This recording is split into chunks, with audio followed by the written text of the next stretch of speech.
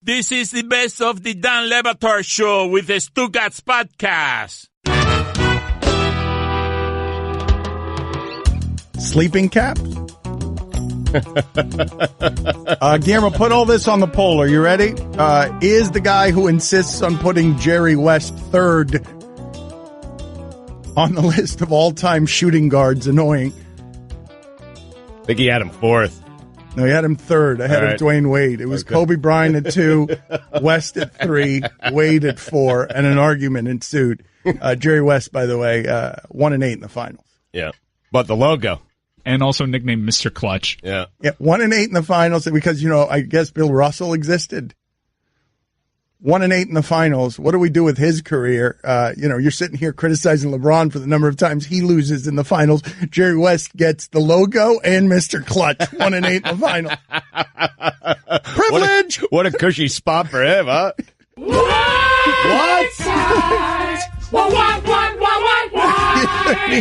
I mean, as history removes us from LeBron, like seriously, 40 years from now, we're going to be like, what the hell, man? What do you mean he was Mr. Clutch? I have Bob Cousy fifth on my all-time point guard list.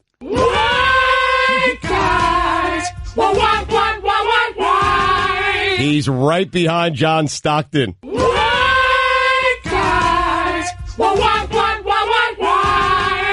But before Steve Nash.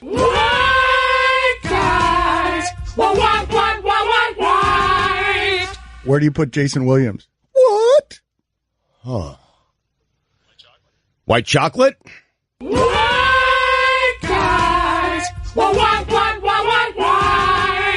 do you put Jason Kidd? Damn. Whoa. The answer is point guard. You could have played all five, though. Good answer. Put this on the poll as well, Guillermo. Did Pepsi blow it with the advertising thing? And also, do you like the sound of a good pencil sharpener? So I think that catches us up. We were talking about things you'd find in the Cody Hotel. Greg Cody is musty. What was the best of the things? I think the jiggling weight belt in the gym might have been the best of the things, but typewriter was good. The water basin, bedpans. I like the hat rack. Yeah, a hat rack and a coat rack. One of those a phonograph. It's because it's a high-end hotel. Right. The room service menu only serves soup and loaves of bread that don't have slices. 2 twin beds. Is it 2 twin beds? Because I thought it was a coin-operated, heart-shaped vibrating bed. But, okay, put it on the poll. At Le Batard Show, Guillermo, in the Cody Hotel, do you find a heart-shaped vibrating bed that only takes coins or 2 twin beds? My great-grandparents had 2 twin beds. It was shocking. Did any of yours? My grandparents did. Wow, old school. Really? I wish I had my own bed. That is some kind of old school. I know a grandmother who said with pride, no lie, said with pride, said it to my face, I was married 50 years and my husband never saw me without makeup. I'm like, you've got to be kidding me.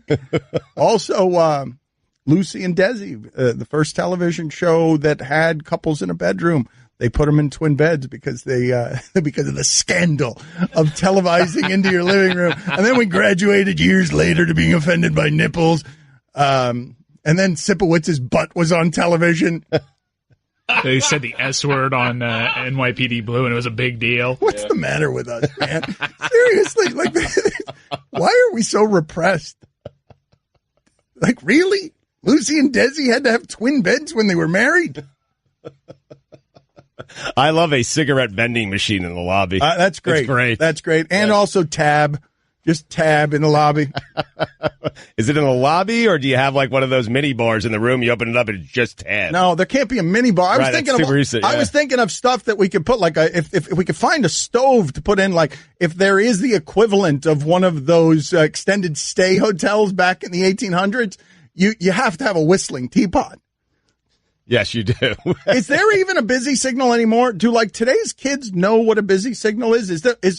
If you're under what age, is there such a thing when you call a telephone to get a busy signal? It would be whenever call waiting came in, right? That would be. But call waiting is 2 calls, and then that would be the busy signal after that if you've got 2 calls. But do you know if it exists? Put it on the poll, Guillermo. Do telephones still have busy signals? Or do today's, anyone under 15, do they know what a busy signal sounds like? Because we were talking about television. Please look up for me what year this happened. Television used to go off the air with the anthem. It used to. Television used to go off the air.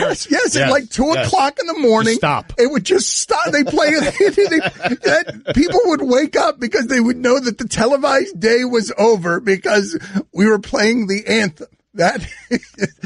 I remember when I was 14 years old, I watched an entire episode of Chicago Hope because all the entertainment shows were saying, this is the first time someone's going to say the S word on network television. And I saw an entire episode just to have Mark Harmon say bleep happens towards the end, and it was an event. Yes. Well, what was more of an event? Bleep happens by Mark Harmon or Sipowitz's butt? Because NYPD Blue, for some reason, I believe that ended his career. Big Harry Sipowitz. Dennis Franz was very satisfied with how his career went. This is NYPD Blue, and that's pretty much it, right? But I'm just saying that I feel like the tipping point on his career was his crack. The most recent thing I have on TVs just going dark at 2 a.m. is back in 1986. So I don't know, like that. I feel like it was still going on, like in the late 80s, maybe early 90s. But right now I have 1986. It would just cut to the national anthem and like a little, here, you'll be familiar with this, Dan. Look, hold on 1 second. Because it would cut to this graphic every time, right? But we're on the radio. I know. I'm just showing you the graphic because I can't explain that very well. But it'd be like static and a little circle, and we'll promote the station to tell you what channel it is, and you just play the national anthem on a loop for 7 hours. Remember when Mark Harmon was on Game Day? That was weird. What happened there? He was just awkward. He wasn't very good at it. I always hate the ones that just really disappoint. If you're gonna grace the Game Day stage and make picks, you got to be electric. You got to make an impact. You got to be A-Rod messing up the turnover chain, basically. And Mark Harmon did not entertain us. He was just doing straightforward stuff. No. Was that the same game that Eminem went in the booth? At least that was electric. Oh yeah. Was Mark Harmon poor man's Eminem? I'm sorry, poor man's Kevin Costner. Ooh, that's, you know what? That's a good one. Yeah. Can't afford Costner. Who's next on our list? Harmon. Guillermo, put it on the poll, please. Was Mark Harmon poor man's Kevin Costner? Is it possible at all that this was Colangelo's wife?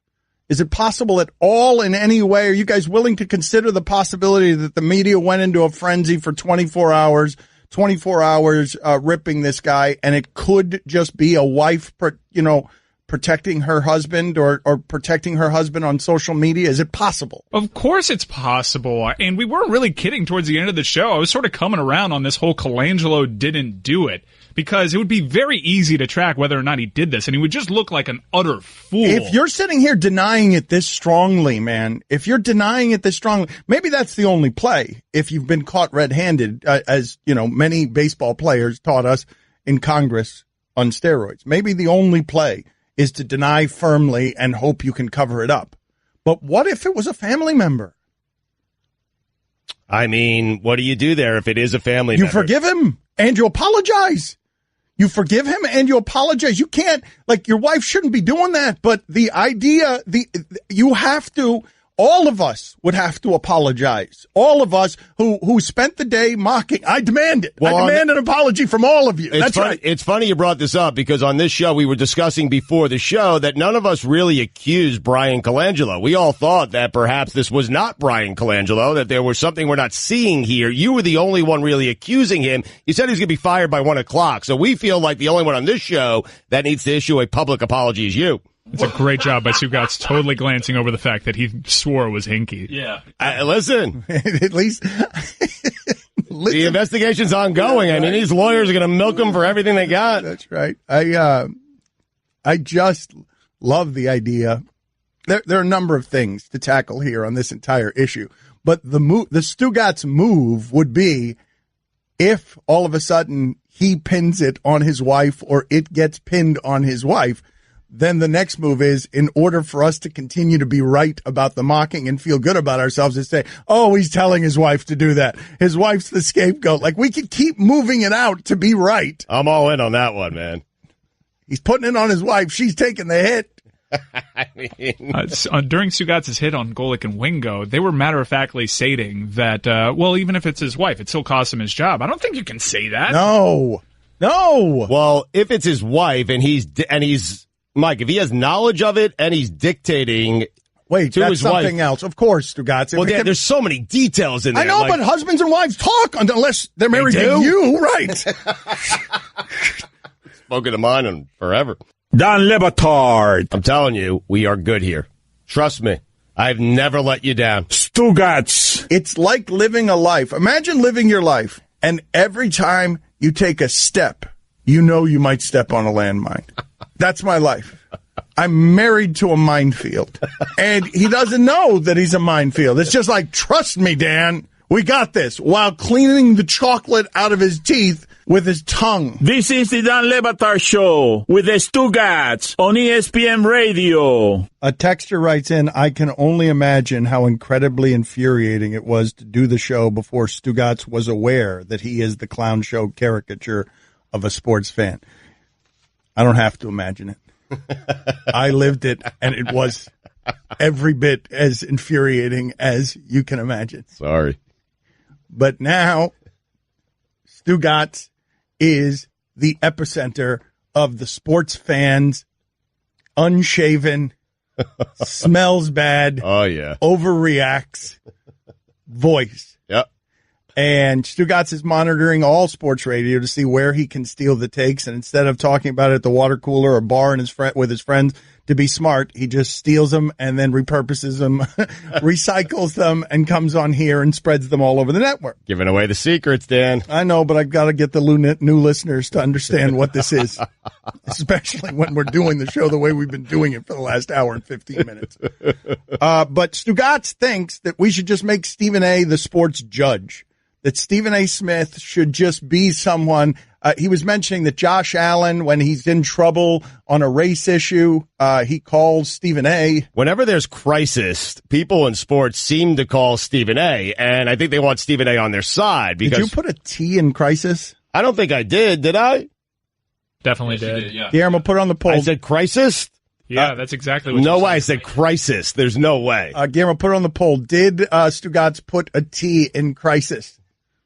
Anyway, whenever there's a crisis, I'm telling you, like, it seems like people at sports, they call Stephen A. You know, you mentioned Josh Allen. And then yesterday, I heard Stephen A. talking about the fact that Brian Colangelo had texted him, and then Stephen A. came out and said we should give him the benefit of the doubt. I'm just wondering how many times people who are in crisis, they call Stephen A., and Stephen A. doesn't have their back. And I feel like he's the sports judge.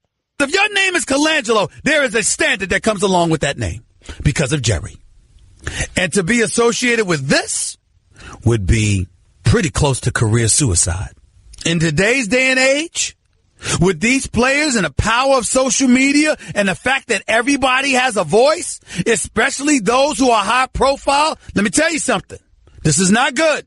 Brian Colangelo told me he had nothing to do with this. He's got that one burner account at Philly 1, 2, 3, 4, 5, 6, 7. That's it. He has nothing to do with this.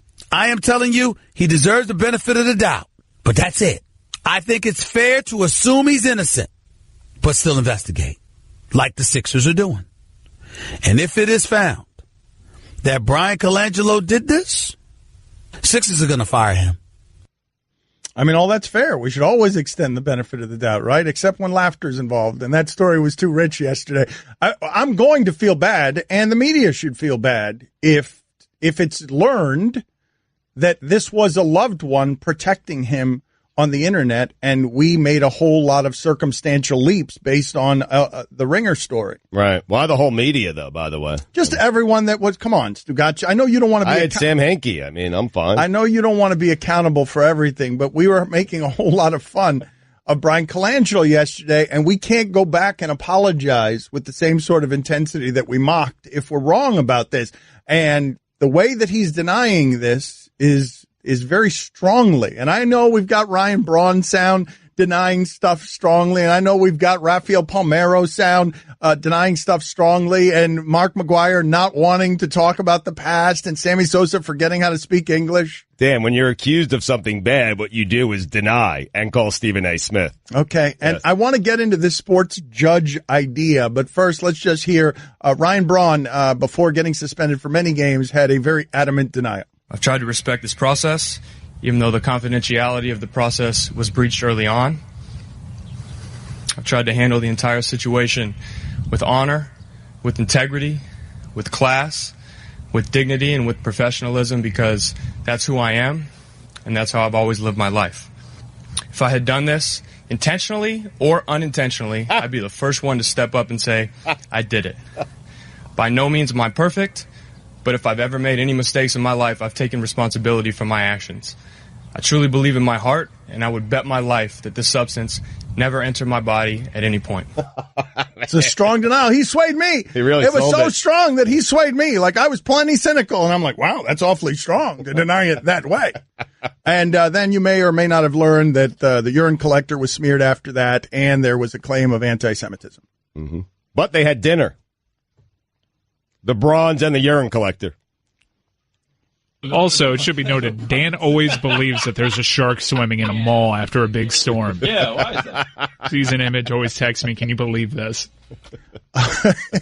Well, the worst one is I thought that dog was talking on that talent show. Like, you don't, like the shark one you're making up, because that's not something I've always believed. That's something I believed one time, and it wasn't in a mall.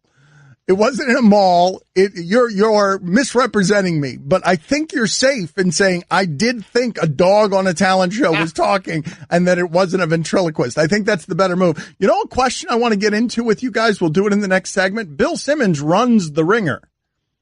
The Ringer ran that story on Brian Colangelo. If they had the same thing on Danny Ainge, do they run it? Wow. Good question. We discuss next. Dame más gasolina. I like your style, man. You are frisky today. I mean, he loves the Celtics. Right. And he straddles the line between journalist and fan, and very successfully. Yep. And Just like me. if he gets that story with Danny Ainge, does he do that? Does he do that to his team, to his GM, the GM who is doing a good job? Of course he does. Yeah.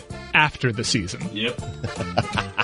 After free agency, after the draft? Not a distraction. We'll wait till August on that, depending on how the offseason goes.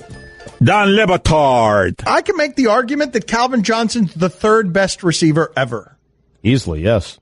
Not easily, Stugotz. No, you easily could.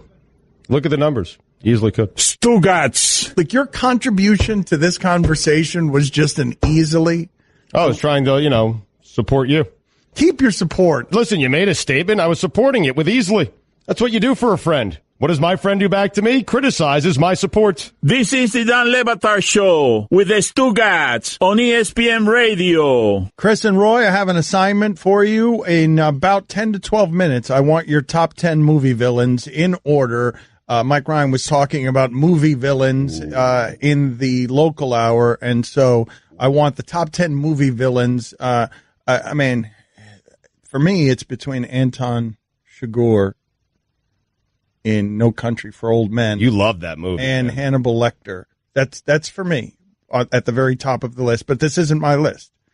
I want to get back to this question. Now, Bill Simmons is a friend of mine, and Bill Simmons, I respect his work, period. So I know many of you you guys love to snitch, and you love to get me in trouble with my media friends because Le Batard said this, and then what happens is we go on First Take, and Stephen A. Smith interrupts Molly to make sure that we're not making fun of him too much on the air. And we are making fun of him, but also he's the best to ever do it. Yep.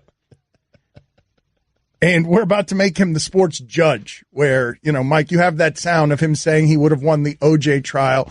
And we also have that happy birthday sound that we could splice up. I would like callers to call in with, to get rulings from Stephen A. Smith on things as Stugotz insists on making him the sports judge. You got to imagine he's a hanging judge, right? Even though he's given the benefit of the doubt to Colangelo, we're assuming it's because Colangelo called him. Right. He's a hanging judge unless you call him. Yes, 100%. Right? Yes. Okay. Yes. But if you call him, and he has some sort of relationship with you and he trusts you, then you're in a good spot. You are. You're in a good spot. It's a smart move, man. Yes. Stephen A. Smith is the face of this network. He is. Stephen A. Smith is the voice of this network. It's either him or Scott Van Pelt. And it's a smart move if you want to dilute some of the sound in your life because you're in a scandal, to call Stephen A. and get your perspective out there through him, where he's telling everyone to extend you the benefit of the doubt. I wonder if it's someone in Colangelo's family who did this. It's juicier to think it was Colangelo doing it. It's juicier to think that someone framed him. But I'm going to feel bad if he's innocent and this was just a family member defending him and we all jump to conclusions based on a Ringer story. So anyways, journalism has changed a lot in 2018. Bill Simmons was at the forefront of how it's changed. He wrote in a way that gave voice to the sports fan. He became a popular journalist without journalistic training. He is someone who would make people chant at the Boston Garden because he had an uncommon power given to him by this network and by his allegiances to Boston. And so I just asked the question as an interesting journalistic hypothetical. This is not to rip Bill Simmons. This would be a difficult decision for people to make. Journalists have to make these kind of uncomfortable decisions all the time. But this is a Sixers story. And Bill Simmons cares about nothing the way he cares about the Celtics. Right. And what I'm asking you is, if this story was about Danny Ainge and it landed on the lap of the Ringer, what does Bill Simmons do? I have not talked to him about this. I don't know what he would do. I know that when I was an up-and-coming college student, I believed in the principles of journalism, and I wrote things about the University of Miami that got the University of Miami in trouble, and ended up, I went to the University of Miami, Sports Illustrated writes a cover story saying disband the program. Don't make your Pell Grant joke here. I won't. I didn't report anything about the Pell Grant. Oh, I mean, a lot of people blame you. I know a lot of people blame me, but they're blaming me for the wrong thing. I was not the one who reported financial aid fraud.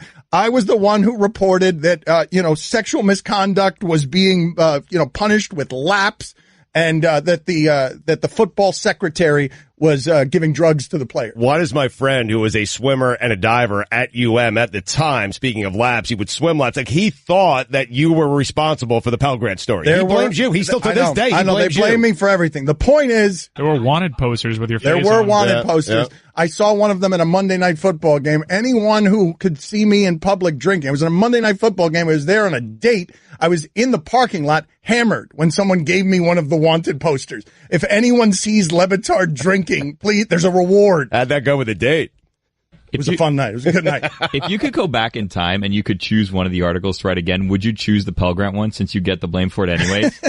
No, I didn't. It'd be the one I'd choose. No, that was a nightmare time in my life because not only did I get beat on that story, I didn't understand what the hell I was doing. Right. Like, I didn't know. I'm calling district attorneys and But no one remembers the other one. They just remember the Pell Grant story. That's the thing, though. You remember the Pell Grant one. The other one is the one everyone remembers. It's where Sports Illustrated decided it was going to run a cover saying University of Miami should disband its program. Regardless. Wow, how'd we get that self-involved? Yeah. The point is... asked me not to go there. The point is, 25 years later, what's happened to journalism? Like, I don't want to chase down misbehaving kids for the NCAA.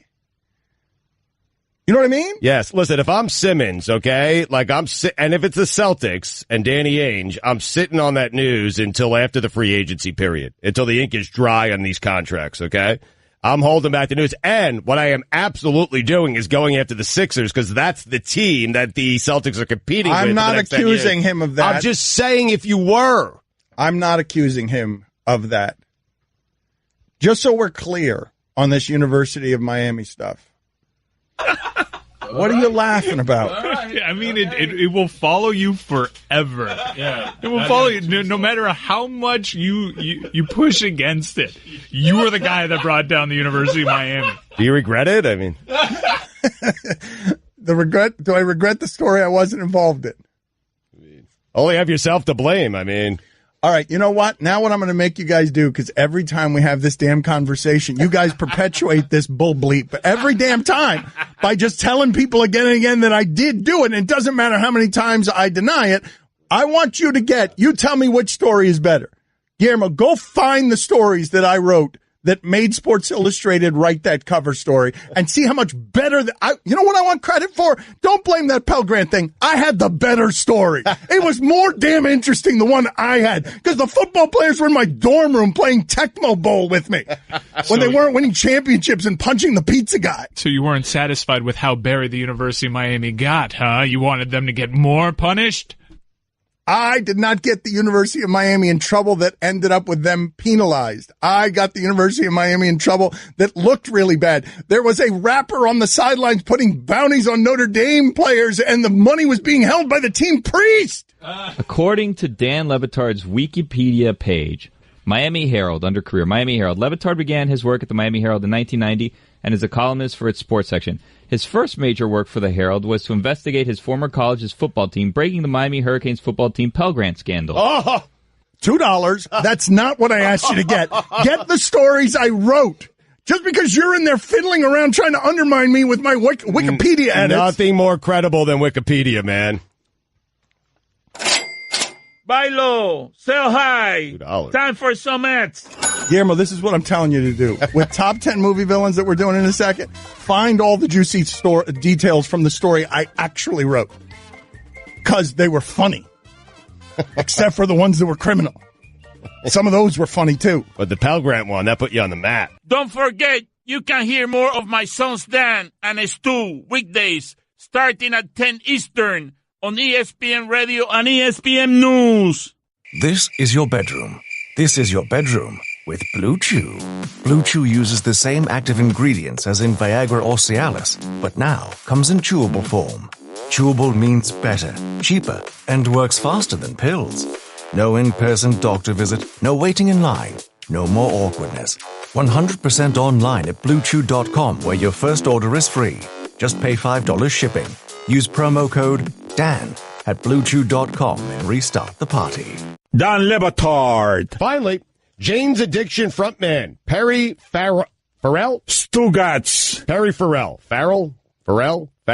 Perry Farrell. This is the Dan Le Batard Show with the Stugotz on ESPN Radio. I sit here today incredibly offended by the personal attack that this man has put against me.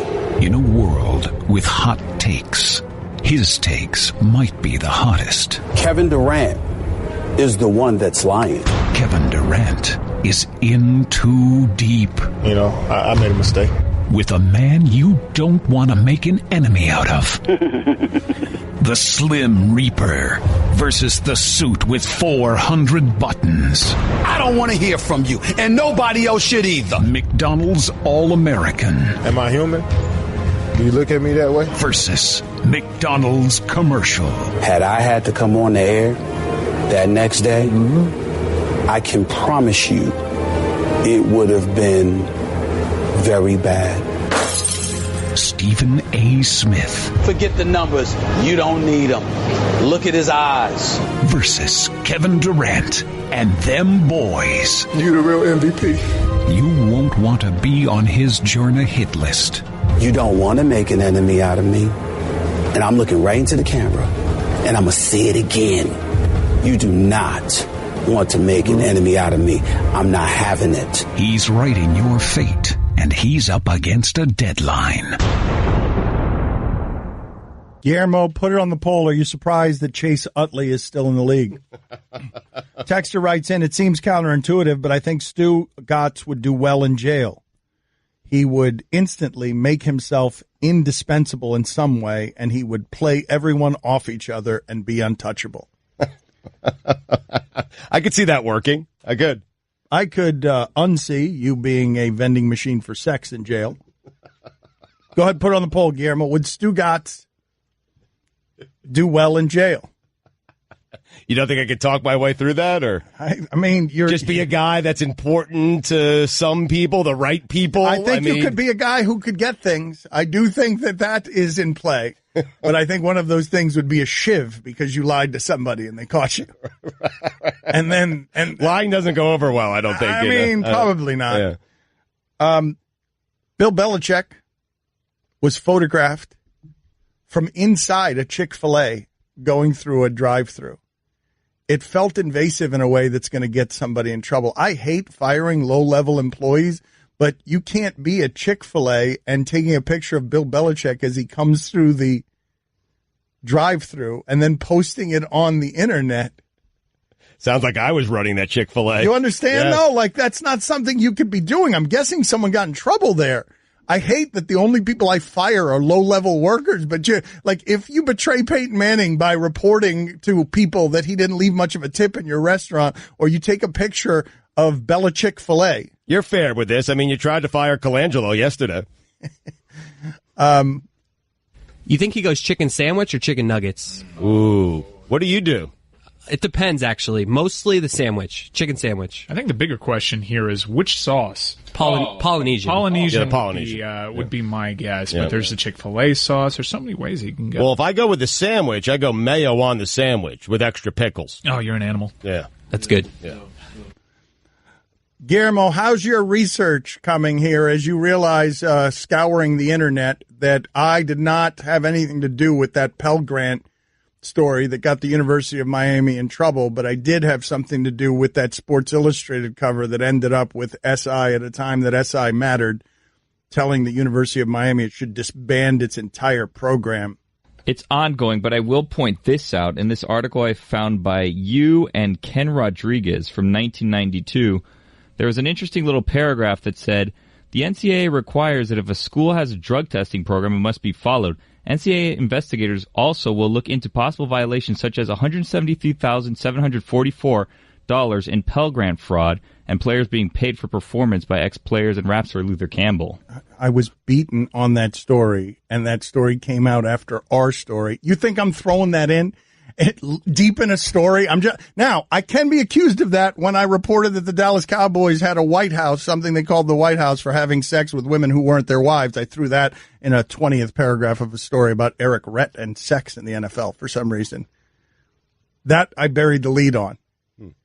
The champion Cowboys. You wrote a story on Eric Rett? I wrote a story about sex in the NFL. You know what was funny about that story is I had a good relationship with Derek Thomas, the late Derek Thomas, right up until I called him and asked him if the fight between him and Shannon Sharpe in a Monday Night Football game, where Derek Thomas, who was a pillar of professionalism, got ejected from the game because he kept fighting with, blabbermouth, gasbag Shannon Sharpe, who has turned it into a career over Shannon Sharpe just giving him identifying marks of a woman they'd both been with that Derek Thomas cared about more than Shannon Sharpe did. And I lost Derek Thomas there with that question. Like, he didn't want to have anything to do with me ever again. Surprised. I mean, it's a good question, is it not? Oh, it is. If you're ejected from a Monday Night Football game for fighting with Shannon Sharpe, wouldn't you like to know what Shannon Sharpe was saying? 100%. It's a great question. Did you ask that just directly, matter-of-factly? Yeah. Did you soften him up a little bit before you went into that? How's that work? Yeah, how's that work? Yeah, you softened someone up before that, and then you asked that question, and I heard a dial tone after that. Right. You didn't soften him up enough, I guess. Evidently not. Okay, Guillermo, I'm about to fight you in a way that's going to get me fired with human resources. You've had 2 segments to find better stuff, and all you found is the Pell Grant stuff, again accusing me of this when I know I didn't do it. I don't know what else to tell you guys about. I'm a little more familiar with my career than Wikipedia. There's lots of things that were going on with this team, Dan. Lots of things. Okay, but this is what I'm saying to you. As you guys continue to accuse me of that financial aid fraud story, what I'm telling you is that the story I wrote had more scintillating details that you would like than the one you guys are pinning to me. I want to be clear. I'm not accusing you of it. I wasn't down here. I'm not really that familiar with the story. You've been accusing me of it for 10 years. Listen, credible people that I know and trust who were athletes at UM at the time, they're blaming you, okay? And swimmer, Stugotz. Listen, he was doing the Olympics. It is funny. I know for a fact you didn't do it because I read those articles and I know the history. But I find it hilarious that this is a part of your history that you cannot escape. Well, the part that I find hilarious about it is What I'm objecting to is you guys are pinning the more boring story on me. I don't mind the claim that I hurt my school. I really don't. I don't care about like the fan allegiance of that. I was a journalist I know you do. Everyone else. I was a journalist and I was doing reporting. I wasn't a columnist then. I wasn't giving opinions. I was doing reporting, and the reporting that I did was facts. It was facts. When I go to Canes games, I'm a proud season ticket holder now. When I go to Canes games, I hear it. It makes my time at a Miami Hurricanes game less enjoyable because I'm paying for your sins. How are you received when you go to a Canes game? Like how they boo you with hugs? No, man. Really? Our show. This is the most popular I've ever been. That's why I don't. Awesome. That's why none of this criticism bothers me. What do you got, Guillermo? So Beth San Martino, secretary to assistant coaches from 1989 to 1994, said she often bought marijuana for players and smoked it with them in their rooms, including the night before the 1994 Fiesta Bowl. Woof. That's good. That's a good fact, right? Thank you, Chris. Like, if you read that right now, I mean, I understand that the stigma on marijuana has fallen, but imagine it now 24 years ago.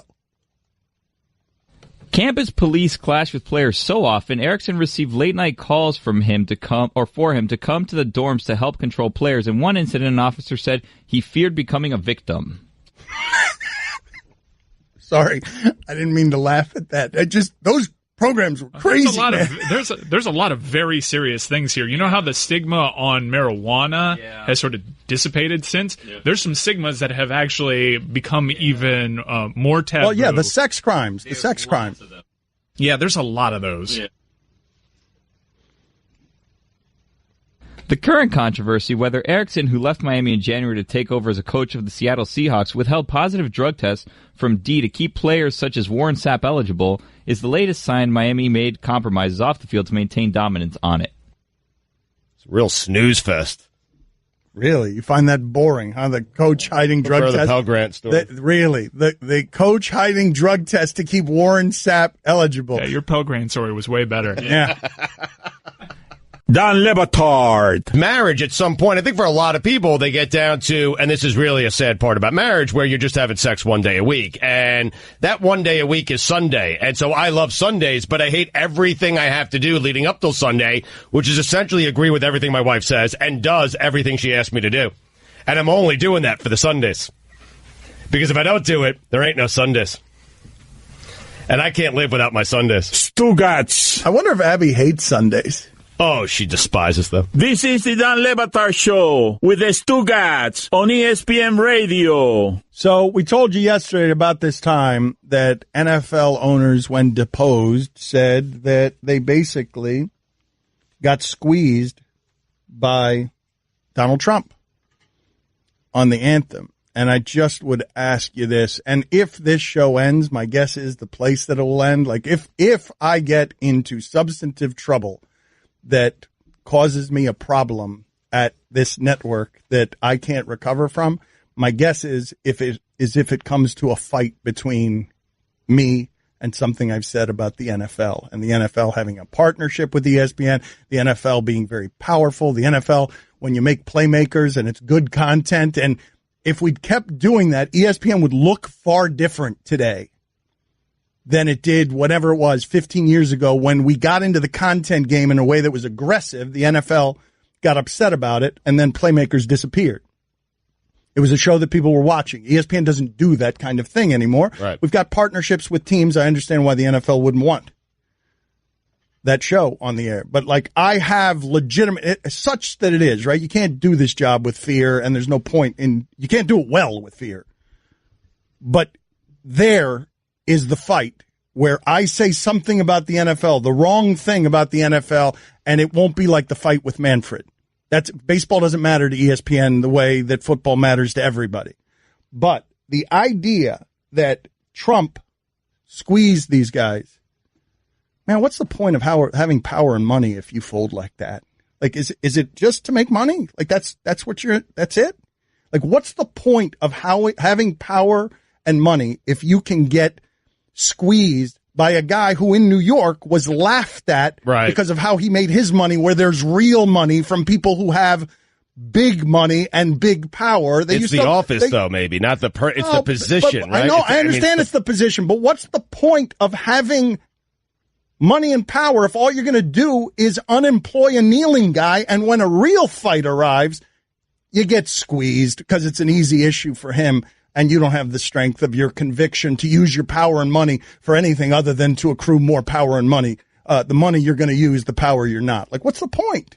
I mean, I guess you're right. You have that power. You have a platform. You have people who will support you. You're an owner of a team. Your players will support you. Like the Jets owner came out and said, listen, like I'm going to eat any fine. My players can do whatever they want. And that bought him a lot within that locker room. But I guess your larger point is right. You have that money. You have that power. You're going to be squeezed by a guy you were laughing at a couple of years ago. I don't get that part, man. When you got the Baltimore Ravens owner asking us to pray for him because they've got to make a decision on a backup quarterback. Like, dude. You got money and power. Do something with it other than sit in a skybox like royalty that doesn't actually use any of the power. If you want to fight about something, if you want to have a principle about something other than money, this would be a good place. It doesn't even require bravery, really. You've got power and money.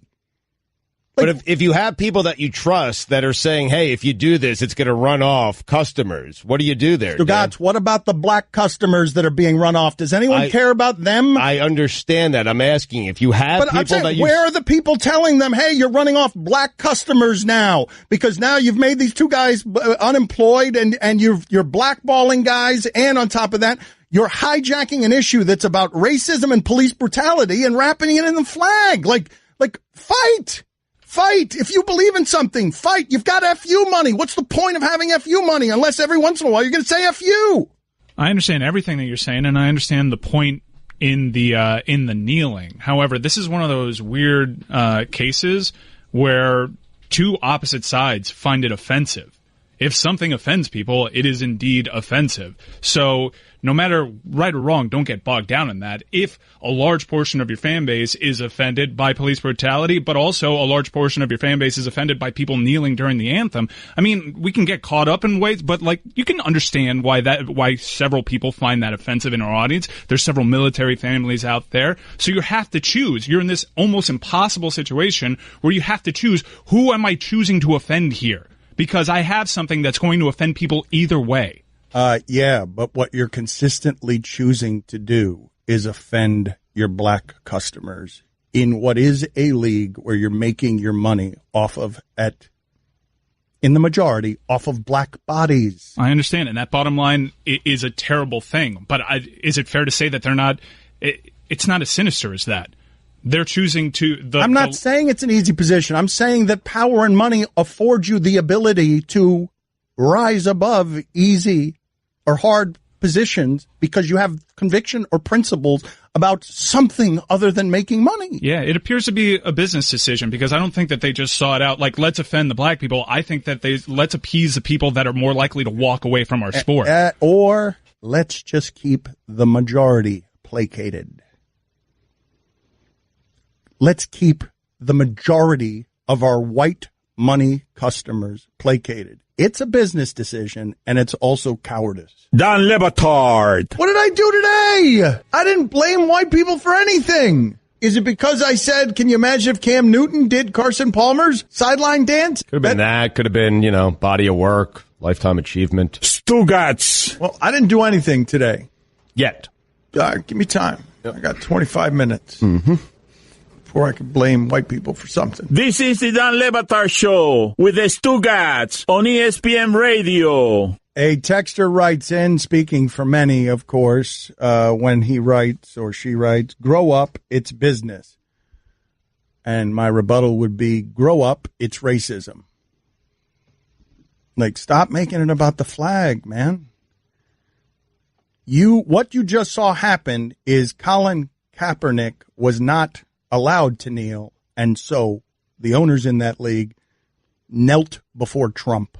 Right. That's what you just saw happen. But you're asking, hey, stop making it about the flag. And Dan, it is for a lot of people exactly about that. It's about the flag. Don't kneel for that thing. Okay, I don't want to cover this ground again because I know most of you are tired of it. And I understand what Mike is saying about it not being a winning position. But I haven't seen a whole lot of bravery from anybody with the power and money to be brave. Anybody. I've seen Jerry Jones dance. I've seen Stephen Ross believe something and then get squeezed by the president. Can't the players do something? Yeah. The powerful players. I mean, the players can do something, yes. And everyone's got to risk something in order to do it. You got to risk money in order to do it. Talking about it in certain ways, which we may be headed toward, I may be risking that money for all of us because the NFL can use its FU power on this microphone. It just can't use it where it matters. It's chosen not to. But everybody talks about it as if the players don't have an option. They've been given the option. I kind of think that everyone's sort of punching on the NFL here, where nobody really has a good solution. The players who are offended by these things can stay in the locker room. And Lord knows they're going to get some grief if they stay in the locker room because that'll just turn into the new kneeling. I just don't understand. We're so conscious of what offends people. This is a very rare instance where it offends everybody. You are boxing the players in because you have the support of power. You are power and FU money. And Stugotz told you what the Jets owner did by believing in something. You don't have to agree with Kaepernick's viewpoint. You don't have to agree with kneeling in front of the flag. You can agree with everything Mike's saying. Mike's being eminently reasonable. But what you're doing is right now you're isolating the protesting player in a way that you're sequestering him in a place while making money off largely black bodies where his protest causes him a personal shame, and he's the only one who has to endure that with no cover. It's easier if your boss is willing to support you in a way that's human because he cares about you, the one making him money, in a way that's more relatable and human than the customer who's giving him money. And it's a terrible position for that player. I feel terribly for him, and I also feel bad for anybody who's offended by someone kneeling, whether they're getting the point or not. They just have a hard line where you don't disrespect the flag, and you can't really reason with somebody about the flag in several cases. There might be military ties or whatnot. I just choose not to be arbitrary with who I'm choosing to offend here because everyone seems to be getting offended by it. Do you want Colin back in the league? Do you want the... I don't want to talk about it anymore. Like, I'm good moving off of this subject. It's tired terrain, and I'm sorry I even spent this much time on it because it's all of it. It's just the entire conversation has been hijacked as we've got Kim Kardashian going to meet the president and talking about prison reform. I like what the New York Post did with its headline. They called her Kim Thong-un. If you can step away from it, if I showed you this newspaper 10 years ago, you would think this is an episode of Black Mirror, right? This is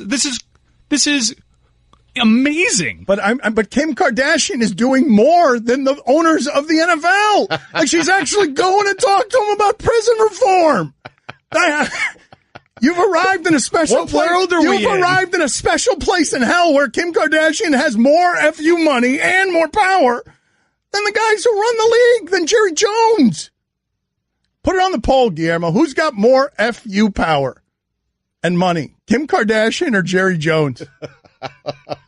Let's switch topics here because I was bothered. I was agitated by the way ESPN represented our show, really. It's not how ESPN represented me. It's how our show is not sports take show. Can't wait to see how they represent it today.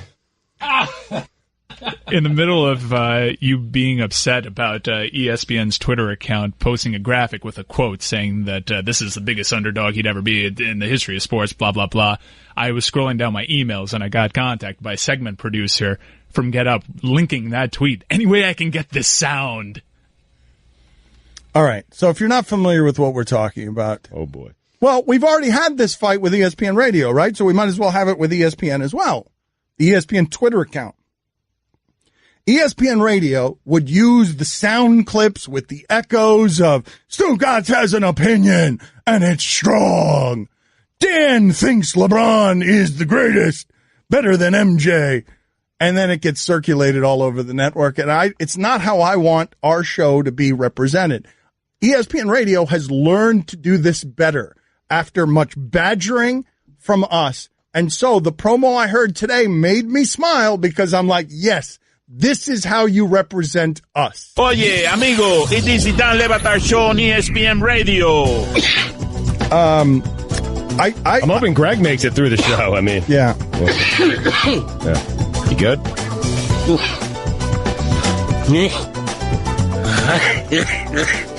No, I'm fine. Cody is so dying to talk politics. Right. Well, right now he's just dying. The Dan Le Batard Show with the Stugotz on ESPN. Whoever did that should take over the social media department. You know why? Because it was me who did that. Oh. All right. Let's put Roy in charge then. Yes. Let's go, Black Power. Put him in charge of ESPN Twitter. Let's go. Because he's doing a better job. Who's doing that? Who is sending out LeBron is a historic underdog? Thanks for nothing. All you did was have Cleveland fans crawling up my... See, but that gets people talking. Yeah. Cody dying on the air doesn't really get the people talking the same way. Nope. It's amazing that you would think that a guy dying on air would generate more conversation, but not here. I'm going to reply to this segment producer from Get Up just with the sound of Greg Cody dying.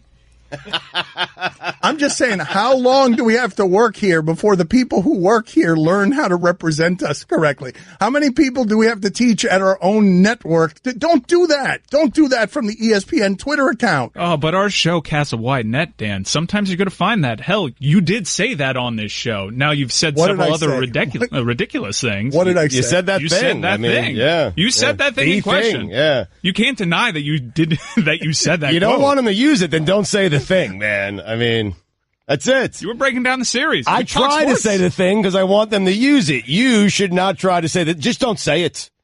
Don't say those things. What's the thing? You know the things, you know man. The thing. You did it again today with the things. The thing. The thing is saying. When LeBron's did I do name. it again today? Believe me, you'll see later. Oh yeah. Oh, he did the thing. Today. I did the thing. Oh yeah. The anthem thing is the thing. The anthem thing is the thing. Oh yeah. Yep. In fact, I hope at ESPN fires back. Well, I think that ESPN is afraid of that thing now. Because the president is involved. I meant of the company. The president of the United States is also involved. Let's be careful not to say another thing. Actually, I didn't mean the president of the company. It goes higher than that at our company. But now Greeny's involved, I mean. No. What's he saying? Get up and find out. Awkward transition. Time for some ads. Greeny said that this was the best rivalry in sports. He did. I mean, 4 straight finals. I mean, hard to argue. It really is. Right? Wish I thought of it. I mean, definitely better than Red Sox Yankees, right? Can you imagine meeting 4 straight times in an NBA Finals and no one outside of Mike Greenberg considers this one of the greatest rivalries in the history of sports? It's pretty amazing. I saw also on Get Up that Jay Williams is picking the Cavs. Well, what? I haven't heard anyone do that. I picked them first. Just so Stugotz already said. I haven't heard anyone credible do that. Oh, well, that's unfair.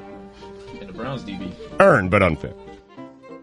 Actually, not even unfair. Cash more of the Dan Le Batard Show with the Stugotz, 10 to 1 Eastern on ESPN Radio and ESPN News.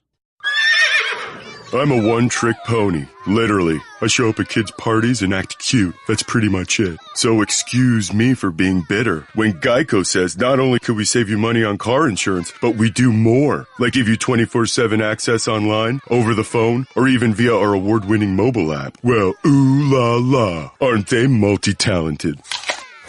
Hey, I said organic carrots. Geico. Expect great savings and a whole lot more. Dan Le Batard. Let's get it crunk upon them, happen on them, in the dancer, we got you open on the phone, Stugotz. don't need no direction, holleration, so just stand for me, let's get it percolated, while you're ready, so just stand for me, everybody get on up, cause you know not ready to. This is the Dan Le Batard Show with the Stugotz on ESPN Radio. So this network was swallowed yesterday, a Wednesday, a slow news Wednesday, dirty secret Wednesday, where the sports media doesn't have enough sports news, so we are grateful for anything And we got a doozy yesterday where Brian Colangelo, the Ringer, reported a story, and it swallowed the president of the 76ers. That author will be on with us in 30 minutes. Before we get to him, though, I would like to set up the idea, because Brian Windhorst gave voice to what you were talking about, Stugotz, which is, he was saying the bigger question is, who's the source? Who is the source on this? Why is there a source that would reach out to a Ringer writer to do this to Colangelo? Here's Brian Windhorst on that subject. A lot of executives aren't questioning, whether it's him or not. A lot of them believe that it is. They're questioning who the source was. What was the motivation of the source who leaked this story? What else does that source have on other people? What could this mean for other people in the league who potentially have damaging information? That's what people are fascinated by, and that's one of the reasons why I think this is such a crazy, crazy story. There's so many angles here. And we'll ask the Ringer writer as much as we can about his source. Writers tend to protect their sources, and he can't give us any information about that, or maybe the rules are different in 2018. I don't even know what the hell journalism is anymore.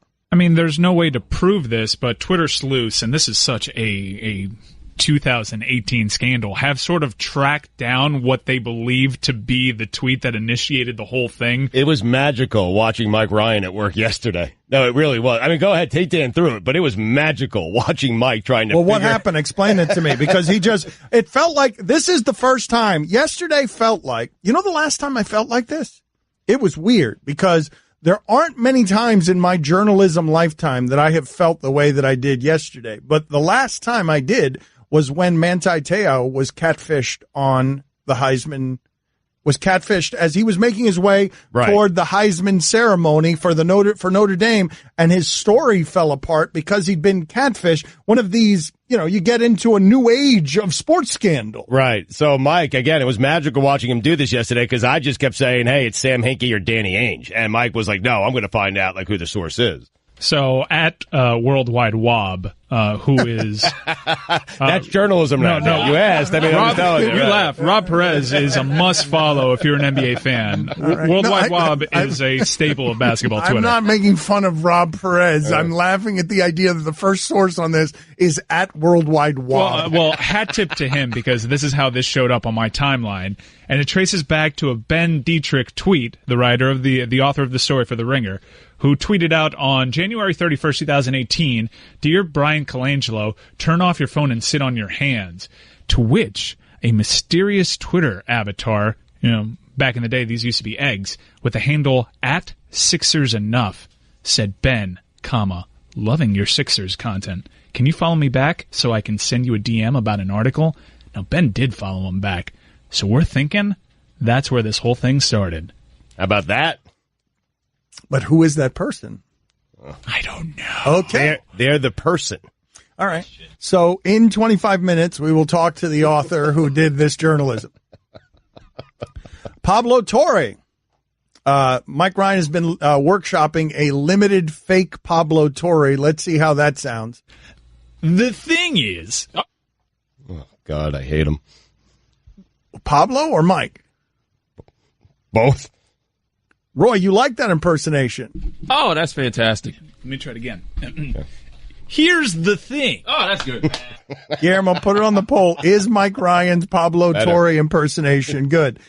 So Pablo Torre, he says that this story isn't surprising in 2018. And frankly, he feels on this one, I haven't heard this sound, but to say that yesterday's story is not surprising feels a little bit like the Nigerian vegetable salesman that we have accused Stugotz of being. If you don't know this story, a restaurant in Nigeria was selling human meat for consumption. Yep. And the vegetable vendor outside the store said he knew they were doing that. Knew it all along. But he didn't bother to tell anybody until after it had become a scandal. So here's Pablo Torre being the Nigerian vegetable vendor. What I would beg everyone watching to do is zoom out a little bit, because Twitter.com here on planet Earth, speaking broadly, is where powerful people who don't need to be on Twitter regularly go to jeopardize their jobs. From the highest offices to the lowest, we see this neurological addiction take place. And with Sam Hinkie and Brian Colangelo in particular, Brian Colangelo came into a job that I don't think he was fully aware of. I don't think that Brian Colangelo anticipated that he would never be able to win the love of the fan base that he desperately wanted credibility with. And so when you add those things together, someone who was sensitive, who wanted adoration, someone who was clearly obsessive in some way, all of this kind of makes sense, even if it is so jarring to see that processed, no pun intended. But hold on a second. You started. I can't wait for that show with Bomani and Pablo. It's going to be the smartest show that ESPN has ever done. But that pun was totally intended. Yeah, it was intended. It was intended. And can you play that again with Pablo's highfalutin music behind it, in the appropriate spots? Do you have the technological capabilities? He's too smart, in man. 2018. And Bomani's smarter. And I think Pablo would tell you that. And that's no indictment of Pablo. Like, the two of them are the smartest we've had at the network, and the network has had some smart people. He's regularly smarter. Close third, me. So let's see if we can. June 4th is the Bomani and Pablo show. It's going to be high noon. High noon.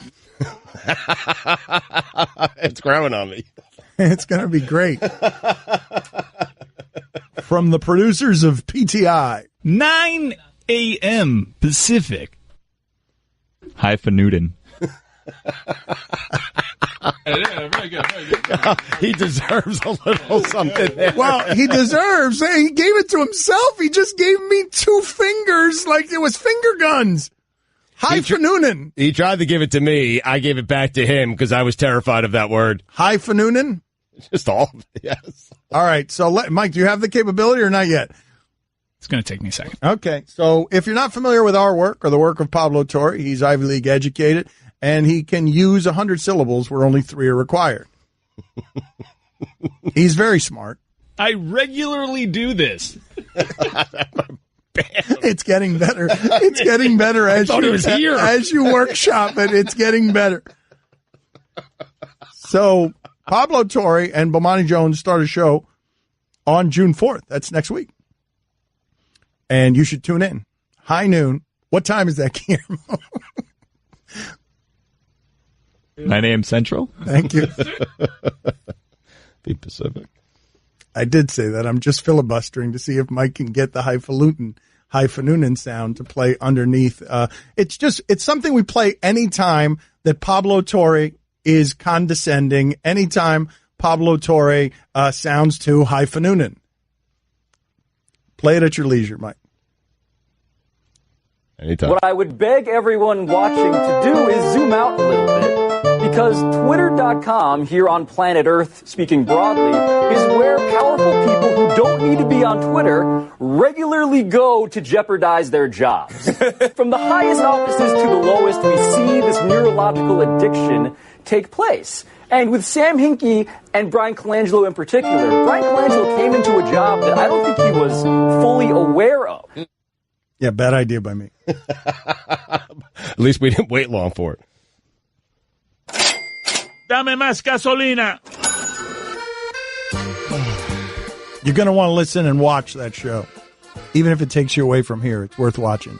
Dan Le Batard. Stugotz lies so much, and he doesn't take inventory of his lies, that even when he's telling the truth, we don't believe him on anything. What's wrong, Stugotz? What are you objecting to? I mean, listen, I've done this to myself, so I'm frustrated at myself. I'm not going to lash out elsewhere because I understand why everyone would think that I was the one who did this. But I am sitting here telling you guys that I did not do it. Stugotz. You absolutely took a bite out of a piece of pizza and put it back with the rest of the pizza. It was me. This is the Dan Le Batard Show with the Stugotz on ESPN Radio. We have questions about the story that engulfed sports yesterday. The Sixers president, with evidently, according to circumstantial evidence, 5 burner accounts where he would criticize his players and praise himself. I've got a lot of questions for this author, not just about how the story came together. My guess is he's more informed than anyone who's discussing this right now, because if you believe it was Colangelo's wife or a family member, if you're willing to extend the benefit of doubt, and I wonder if he is, if you believe it's a family member, then this person has been wronged. Yes, 100%. And I don't know what's true here and what's not true, but we will talk to the person who's more informed than we are in 15 minutes. There's only one thing that we can say definitively so far. Colangelo's copped out only one of the burner accounts, and it was one just used to follow that didn't really tweet back. However, the circumstantial evidence is such when they were presented, when the Sixers were presented with just a couple of these Twitter accounts, all of a sudden all of them at the exact same time went private upon hearing that knowledge. So we will talk to him in 12 minutes. But I want you to experience what my life was a few minutes ago. What happened? You happened. Oh, what did I do? I was just enjoying some pizza, talking a little baseball with the guys. So it wasn't talking a little baseball with the guys. It was, and you saw the look on my face when you came in here and you blurted your hot take at me and then ran away. You ran away and then wouldn't look at me again until you were at a distance. Just talking hardball, man. And so this is what happened, right? Because I'm getting all of these texts and tweets from people who are still agitated about what I said an hour ago about the anthem. And so a guy's writing in, Dan, are you forgetting that these black athletes are millionaires also? Use their power and money to promote their cause on a different, more widely viewed platform. Dan, are you forgetting that these black athletes are millionaires also? How'd that work out for Kaepernick? The whole power of being a millionaire. Pretty good? No, because people with more power eliminated him. And what I'm telling you is that those people with that power, the players can't do this by themselves. The owners can. The owners absolutely can. They can fight with their FU money together. They could, if they wanted to, if it was their inclination, they could absolutely fight the president on this. Well, if you were to believe Colin Kaepernick and his attorneys, the millionaire ran into billionaires. That's right. So, but what I'm saying is the only kind of people in sports with the FU money that Trump allegedly has, I'm telling you, rich people laugh at Trump's finances. Like in New York, going back to New York, rich people. They didn't think of him as one, like he got the fame because in New York, everything gets Times Squared and you get, he's a real estate mogul and a television star. Right. But the owners, the top 1% of the 1% laughed at Donald Trump. The owners in sports, yeah. The owners in sports have enough money to come back in him. But as I'm reading this avalanche that's coming in from every angle, Stugotz walks into the studio. And this is what he says. Well, what? Are you going to let me say it or you want to say it? No, go ahead. I thought you wanted me to say it, but you say it. It's fine. You'll say it better. No, go ahead. Say it the way that you said it to me. So just everyone imagine I'm sitting here and this is 24 hours removed from Stugotz leaving the room because he said, I'm so sorry. I'm so annoying. And then he claimed his, Ambien or his medication, something. That yesterday he was revving high, like everything that he said blowtorched against my face and scalded my eyebrows. Been better today, right? Took 10 milligrams less. So tell the people then what you said. I said no one has ever done less with more than Jim Leland. And then he left the room. Yep, sprinted. I mean, I don't even understand. I don't understand the context for it. What do you mean? I don't He had a Hall of Fame team in Detroit. Me, Guillermo, Chris, we were talking some hardball, eating some pizza during the break. He had a Hall of Fame team in Detroit where I believe Torrey Hunter one year was like his fifth outfielder, and he did absolutely nothing with his team. I'm telling you, like Guillermo will go through the roster for you. It is incredible. It is littered with Cy Young Award winners and Hall of Famers. And he did nothing with it. Nothing. Made the playoffs a couple of times, got to an ALCS. But anything short of a World Series title is a terrible job by Jim Leland. Here's the thing. I used to think Dusty Baker was the person that did less with more. Like, no one has done less with more than Dusty Baker. Because he had the Giants, he had the Cubs, he had the Reds, he had the Nationals. He had crazy players and never won anything. But then I saw this little stretch by Jimmy from 2011 to 2014 with the Tigers. Those teams were stacked. And if you go back to who he had on the Pirates, If the Marlins didn't win that World Series, he'd be one of the all-time losers in sports, right? I forgot about Bonds Bonilla Vince like. Didn't you talk to Jim Leland yesterday? Yeah, I talked to him yesterday. He's a nice man. He said to say hello, but he was too busy to do our baseball nonsense about Canseco having the ball bounce off his head because he was playing golf. I mean, Dan, we're talking about Miguel Cabrera and Prince Fielder and Torrey Hunter and Ian Kinsler and David Price and Max Scherzer and Porcello and Jabba Chamberlain. Verlander. Anibal Sanchez was good pitching back then. These teams were ridiculous. Scherzer was like the number 3 on that team. Yes. Yep. And now he's like the best pitcher in baseball. I mean, the New York Times just wrote up like he's the best pitcher of this generation. Just wrote a whole story about him. Jim did nothing with it.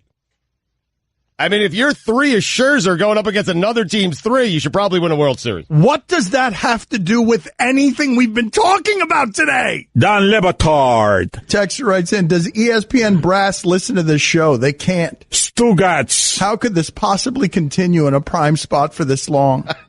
It's just truly awful radio. This is the Dan Le Batard Show with the Stugotz on ESPN Radio. Ty Lue just revealed that his medical leave during the season was for anxiety. LeBron, man. We will get to that in a second. What he does. Ben Detrick with us from The Ringer. He wrote the story everybody was talking about in sports yesterday. Thank you for making the time for us. I have a lot of questions. Can you take us through how long ago this story began and where it began for the uninitiated?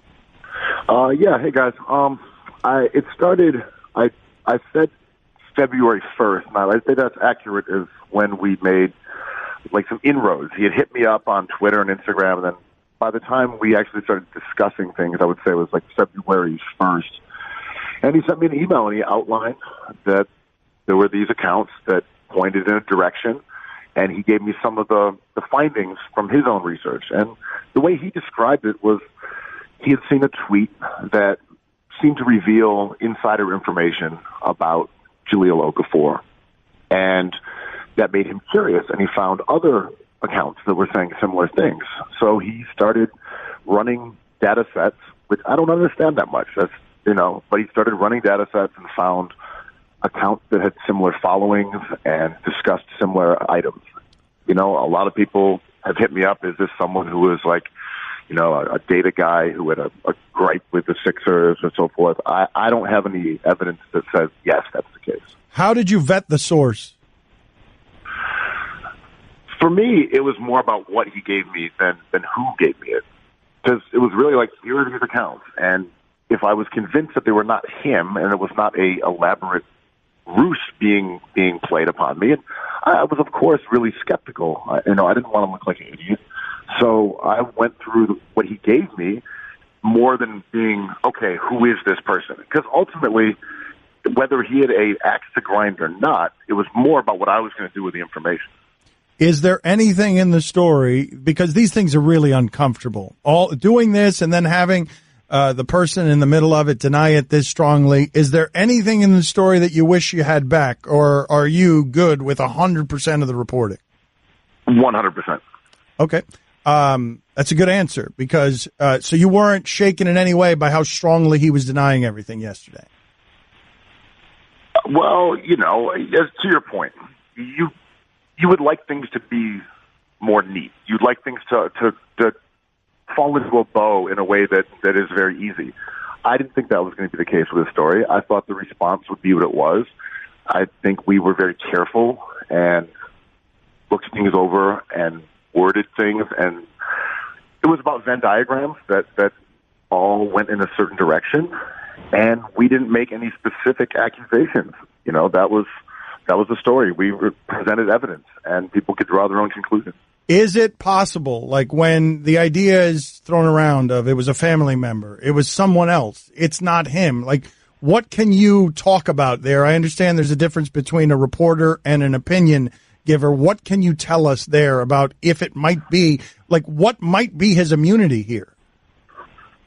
I don't know. It's tough for me to answer that, but I think there were a lot of theories and a lot of compelling, I don't want to use the word evidence, but compelling items that were brought up late last night on Twitter that also point to that direction, maybe in a slightly different way. Sorry, I just have to be careful here. No, I understand. I'm just curious because we can't go back and fix this. And you laid out the circumstantial evidence, like, so people understand. These things are vetted by lawyers, and as he just told you, he's been working on this for months, okay? This is not sloppy journalism. This is him putting together a string of dots on the Internet. But we consumed it as if it was fact yesterday when it was circumstantial evidence, and you were careful with your hedging of words. But is it possible that it's his wife? I think the Venn diagrams that include one person really include another. I would say that there are a lot of commonalities between different people. I think that's the best way that I can phrase it. You know, if you look at Toronto and you look at, Toronto youth basketball, and you look at University of Chicago basketball, and you look at the Sixers, and you look at the grievances that were expressed throughout, there's more than one person that could be. What do you say to people who say to you, Ben, that you have been a supporter of Sam Hinkie and a guy that has been on Brian Colangelo basically the entire season for some of his moves? I would say that's the reason that the source came to me, you know. So I felt that there was an opportunity for someone who was trying to make me look bad. So I approached it with a lot of skepticism. I think, you know, you're on Twitter and I'm saying, you know, I'm critiquing moves. That's different from what I'm putting my name on as a journalist and what I'm giving to the Ringer or what I'm giving to the New York Times or whoever sees fit to actually pay me for this. He did a very good job here. This Ringer story is comprehensive. Ben Detrick with us on ESPN Radio.